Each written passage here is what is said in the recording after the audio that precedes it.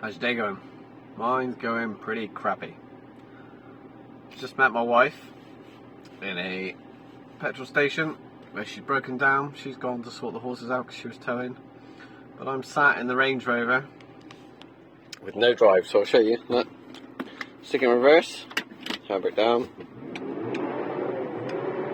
We are not moving. Stick it in drive. Nothing.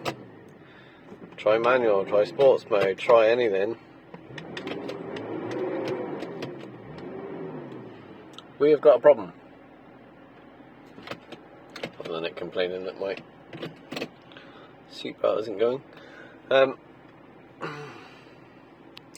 So, what does that mean? Definitely a transmission fault. Oh, I could try low. Oh, I wonder if I can move it low. Probably not. I think it's probably torque converter. So I'm going to have to be recovered, I think, which sucks.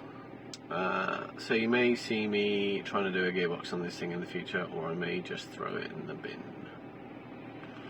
I'm not sure. Either way, it's probably just cost me about £2 grand. So happy days. Hello, welcome. It's been a couple of weeks. I've had a difficult few weeks, lots of things going on, but I'm back. Obviously this isn't my Range Rover, which is often featured on the channel, but that unfortunately had a gearbox problem the other day. The torque converter died. It's most likely taken the gearbox with it, and it just isn't economical to repair. It's about $2,500 for a recon box and torque converter. Not worth it. There's no value in that car, so I've taken a punt. And I've bought a 2004 Volkswagen Touareg. I've bought this with some faults, one of which I think I've already resolved. And I'll talk you through those in a minute. But first of all, we're going to look at the sloshing water sound. So as I drive, I can hear a lot of water sloshing around the car, somewhere inside. And I think it's related to some drains around about the front door area. There are also some in under the wheel well, which I'll try and get into. And I'll talk you through that. So let's get to it. Okay, what we're going to do, we're going to look kind of under, this is the passenger door, UK, so left hand side. Under here, I don't know if you can see it. If you look under here, where is it, about here? There's a drain, there it is. See that? That drain I suspect is blocked. What I'm going to try and do is take the whole thing out and try and do that on camera. So I apologise, it will be shaky. But we'll try and get it in there. So I'm just going to try and get my, oh, you can see straight away, look. Wow, that's a great deal of water. So what I'll do is I'll clean out that bung, maybe make the hole a bit bigger so that we don't get this problem again, but that is absolutely full of water. Wow, well, I'm not surprised I could hear that sloshing about.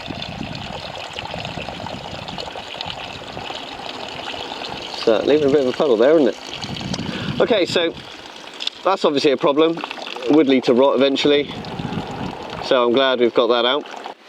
Okay, let's talk you through the major fault with this car. Let's shut the door. So it'll start and it'll run, but it's stuck in park. Won't change gear, ABS faults, loads of faults coming up. I'll show you.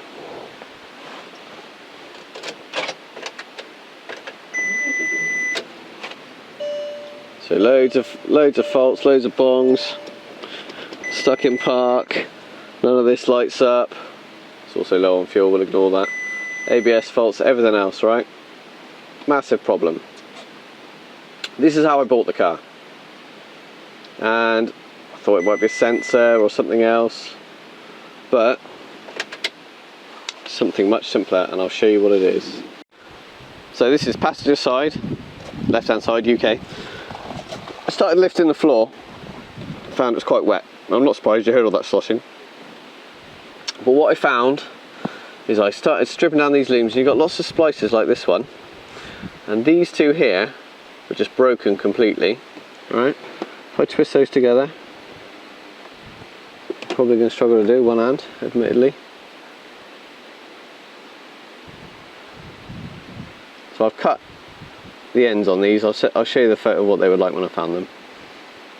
I'm doing a really bad job of twisting them together, but just trust me. So I've twisted them together, and then we'll go and start the car again. Okay, so all I've done is twisted those two wires down there, right?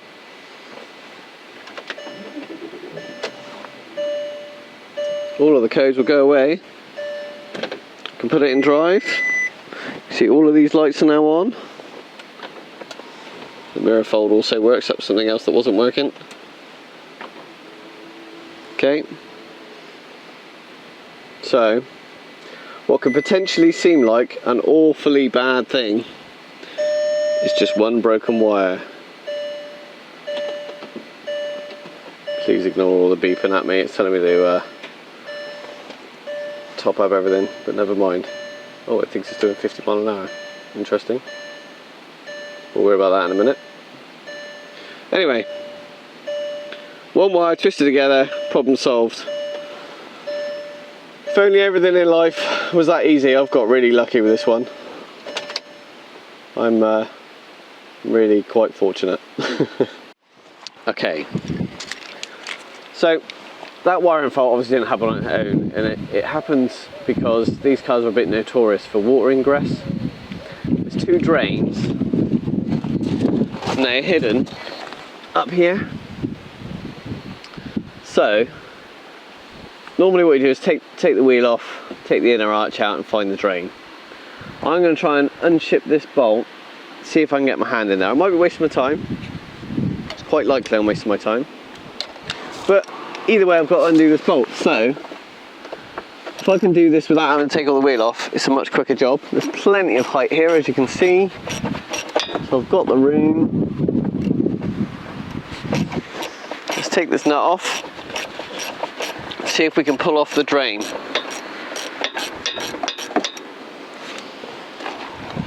Okay. Move you slightly.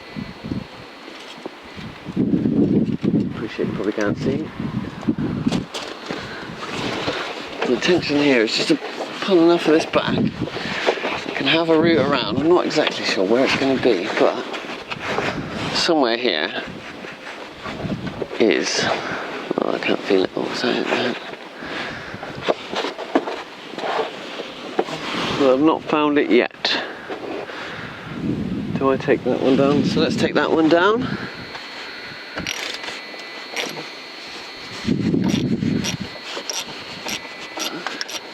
Just want to get enough of the inner liner away that I can hopefully pull out the drain, and I'm going to do the same on both sides. I'm going to leave it out for now, and then when I've got a bit more time on my hands, I will do it properly. Oh, there's some up here as well. Oh, okay. Right. Gonna help me there.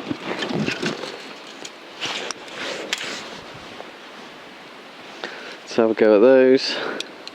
If I can get just enough of them out in the right places, I might get away with it, but come on, try to take out my video. That's good, right.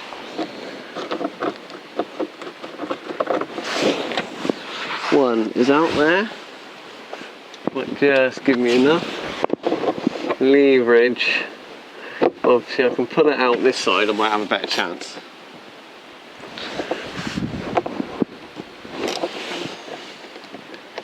It's definitely easier.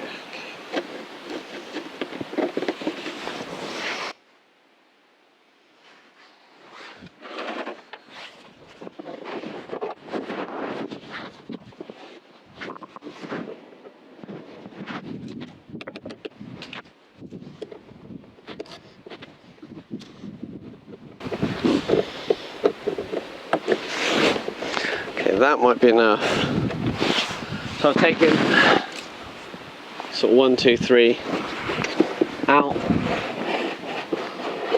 One there, one there, one there. And that might be enough just to be able to fold the whole thing down.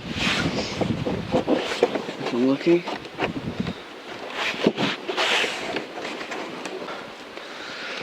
Okay, I think the whole arch liner is going to have to come down. I'm going to start some bolts at the bottom here that probably won't undo. Oh no, they're alright. So I'm just gonna show you where they all are.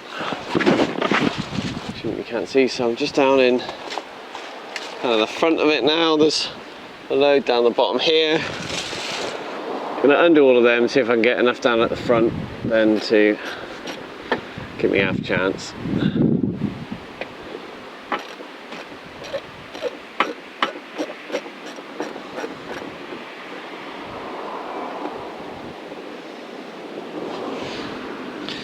The ones at the back at the bottom that I know I can't undo, but that might not be a problem if I can get the front down enough to see. So that's the current plan. These are all undoing quite nicely, which is good. A bit of a surprise if I'm honest.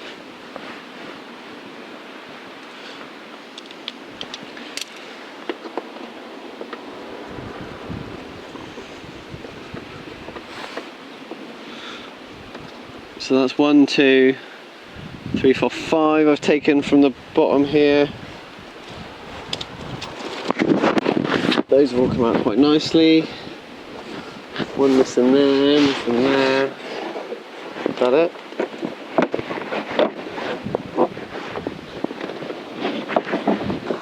One there, yeah, there's one there. Not the easiest things to see.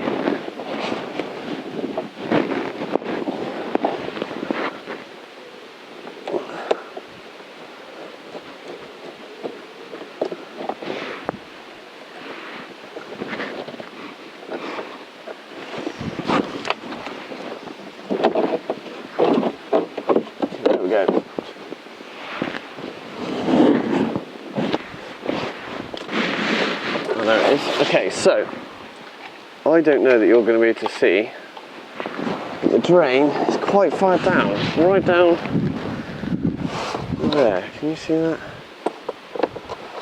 I'm showing that right there. Right where my hand is, where my finger is, that's the drain. And what I'm going to do is I'm going to just pull it off now. That's the drain, all blocked up. You can probably hear the water draining out. Let's go clean that. All clean, much better. Let's see if I can get it back in. One eternity later. Okay, I'm going to leave that out for now, and I'm going to come back under here when I'm feeling a bit better and do it.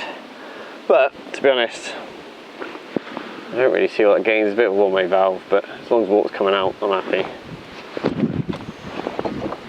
And now I've just got to feed this back in, hopefully. Try not to get my finger stuck. That's definitely the way to do it. Unship it. I'll take a bit of fiddling around now. It's great to get it back in the right place. It always does. That's not unusual. Pin that back in place. You don't need to watch me do it. Put it back together, you understand. But that's it basically. I'll do the same for the other side. And hopefully that's the problem permanently solved. Okay, so that was pretty successful. I'll solder that wire I twisted and tidy up the loom again. Car needs to dry out where the carpets are wet, but we've solved the problem and hopefully we've solved the root cause. So once it's dried out, I'll keep an eye on it and make sure that we haven't got any more water leaks getting into the car. But those drains, those 4 drains that I cleared out, hopefully will solve that problem. The rare occasion can be something like a windscreen leaking, so there's still a possibility of other areas of water ingress, but for now, that's job done. See you in the next one.